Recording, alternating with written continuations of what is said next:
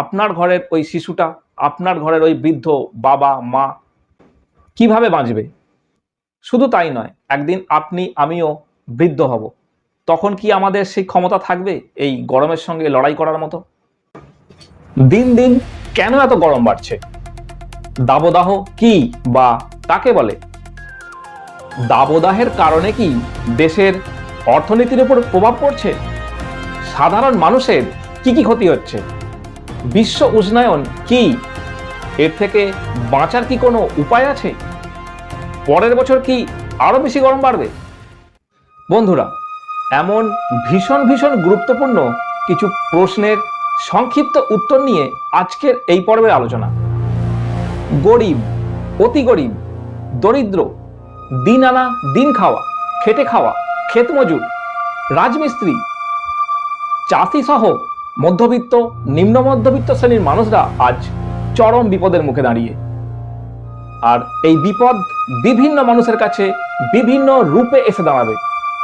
কারো কাছে ক্যান্সার, কারো কাছে হার্ট অ্যাটাক, কারো কাছে চর্মরোগ, কারো কাছে হিট স্ট্রোক সহ এক ফোঁটা পানীয় জলের অভাবে মৃত্যু। সরাসরি বলতে গেলে এই বিপদের নাম মৃত্যু। আর এই বিপদ বড় ছোট বুড়ো দেখবে না। তাহলে নিশ্চয়ই বুঝতে পারছেন বিষয়টা কতটা ভয়ঙ্কর। তাই বন্ধুরা, আপনি যদি গরিব হয়ে থাকেন বা দরিদ্র হয়ে থাকেন বা দিন আনা দিন খাওয়া খেটে খাওয়া মানুষ বা ক্ষেত মজুর বা চাষি কিংবা রাজমিস্ত্রির কাজ করেন, আপনি যদি মধ্যবিত্ত শ্রেণীর হয়ে থাকেন বা নিম্ন মধ্যবিত্ত শ্রেণীর হয়ে থাকেন, তাহলে ভিডিওটি শেষ পর্যন্ত মনোযোগ সহকারে দেখুন। বিপদের কারণটা না বুঝলে এই বিপদ থেকে কখনোই রেহাই পাওয়া যাবে না।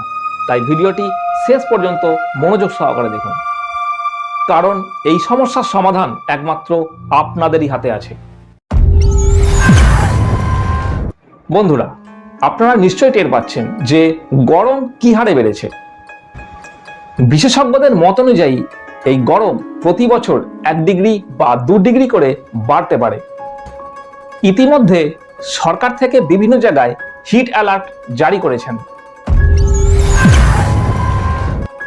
অসহনীয় এই গরম চামড়ায় জ্বলুনি। একটা বিশাল এলাকা জুড়ে গরম বাতাস আটকে পড়লে এমনটা হয়। এই তাপের উৎস সূর্য, আর এটাকেই বলে তাপপ্রবাহ বা দাবদাহ।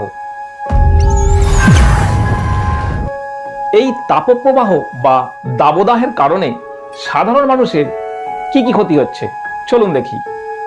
প্রথমত, আমাদের দেশের প্রায় 75% মানুষ গরিব, অতি গরিব, নিম্ন মধ্যবিত্ত বা মধ্যবিত্ত শ্রেণীর। আর এই শ্রেণীর মানুষরা যে কাজের সঙ্গে যুক্ত সেগুলো হলো চাষি, কৃষক, দিনমজুর, খেটে খাওয়া, জনমজুর ইত্যাদি। আর এই তীব্র গরমে মানুষ ঠিকমতো কাজ করতে পারছে না, সুতরাং কাজ কম হচ্ছে এবং যারা কাজ করছেন তারা এই তীব্র গরমে হিটস্ট্রোক বা সানস্ট্রোকের সঙ্গে লড়াই করছেন। কাজ কম হচ্ছে মানেই দেশের অর্থনীতির উপর সরাসরি প্রভাব পড়ছে।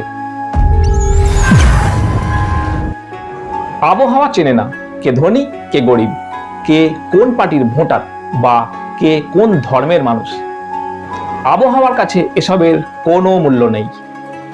আবহাওয়া বা জলবায়ুর কাছে গুরুত্বপূর্ণ বিষয় হলো নেচার, মানে প্রকৃতি।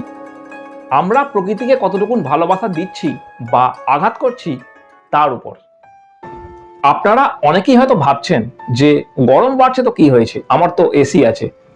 আবার অনেকে ভাবছেন কষ্ট করে ইএমআই দিয়ে একটা এসি কিনলেই সমস্যা হয়তো মিটে যাবে। না বন্ধুরা, এতে সমস্যা আরও বাড়বে। এসিতে গরম কমে না, এসিতে আবহাওয়ার তাপমাত্রা বাড়ে। কারণ এসি ইলেকট্রিকে চলে, আর ভারতের বেশিরভাগ ইলেকট্রিক উৎপাদন হয় কয়লা পুড়িয়ে। আর কয়লা পুড়ে বাতাসে কার্বন সহ দূষণ বাড়ছে। সুতরাং এসি যত বাড়বে ইলেকট্রিকের যোগানও তত বাড়বে। আর তাছাড়া এসি বাইরে গরম বাতাস ছাড়ে, যা বাতাসকে আরো উত্তপ্ত করে। তাই এসি সাময়িক আরাম দিলেও ভবিষ্যতের জন্য চরম বিপদ ডেকে নিয়ে আসছে। তাই চেষ্টা করবেন এসি কম ব্যবহার করতে। সূর্য থেকে আগত তাপশক্তি পৃথিবীকে উত্তপ্ত করে এবং পৃথিবী থেকে বিকিরিত তাপশক্তি পৃথিবীর উপরের বায়ুমণ্ডলকে উত্তপ্ত করে। মানবজাতির সৃষ্টি দূষণ এবং বনভূমি ধ্বংসের কারণে পৃথিবীর তাপমাত্রা বাড়ছে, সাথে সাথে বায়ুমণ্ডলের তাপমাত্রা বাড়ছে। আর একই বলা হচ্ছে বিশ্ব উষ্ণায়ন।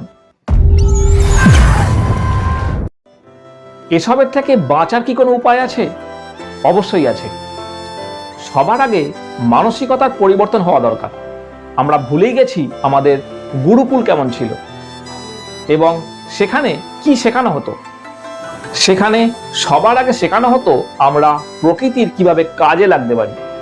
গাছ থেকে একটি ফুল বা একটি ফল পাড়ার আগে গাছকে কথা দিতে হতো যে যা নিলাম তা ফেরত দেব। উপনিষদ বা শাস্ত্রে লেখা আছে যে ফুল, ফল, জল, এমনকি আমরা যে নিঃশ্বাস নিই সে বাতাসও আমরা প্রকৃতির কাছ থেকে ধার নিচ্ছি।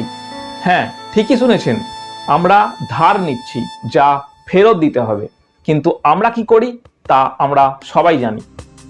সেই সময় গুরুকুলে শিশুদের এই সবই শেখানো হতো আগে, কিন্তু আমরা সেই সংস্কৃতি বহু বহু বছর আগেই ঝেড়ে ফেলে দিয়েছি। আর এখান থেকেই যত সমস্যা শুরু। আমরা ট্রাস্ট মিশন জোয়ের পক্ষ থেকে বিভিন্ন স্কুলে স্কুলে সচেতনতা শিবির করছি।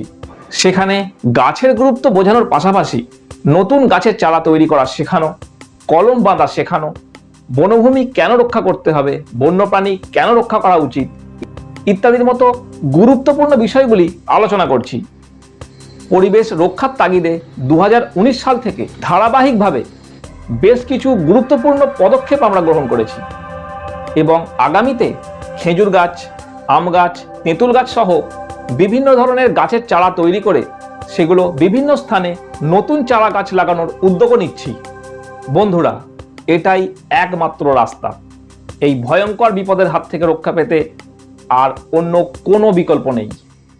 তো বন্ধুরা, আপনারাও এগিয়ে আসুন এবং নতুন গাছ লাগান। মনে রাখবেন, গাছ লাগানোটা ভীষণ জরুরি। অনেক বেশি সময় নষ্ট হয়ে গেছে, নষ্ট করার মতো আর একটুকু সময় নেই। তাই বন্ধুরা, যেখানে যতটুকুন পারবেন গাছ লাগান, নয়তো আপনার ঘরের ওই শিশুটা, আপনার ঘরের ওই বৃদ্ধ বাবা মা কিভাবে বাঁচবে? শুধু তাই নয়, একদিন আপনি আমিও বৃদ্ধ হব। তখন কি আমাদের সেই ক্ষমতা থাকবে এই গরমের সঙ্গে লড়াই করার মতো? তাই বন্ধুরা, গাছ লাগান, পরিবেশ বাঁচান। ভিডিওটি ভালো লাগলে লাইক এবং শেয়ার করুন আর আপনার মূল্যবান মতামত কমেন্টে আমাদের জানান। ধন্যবাদ।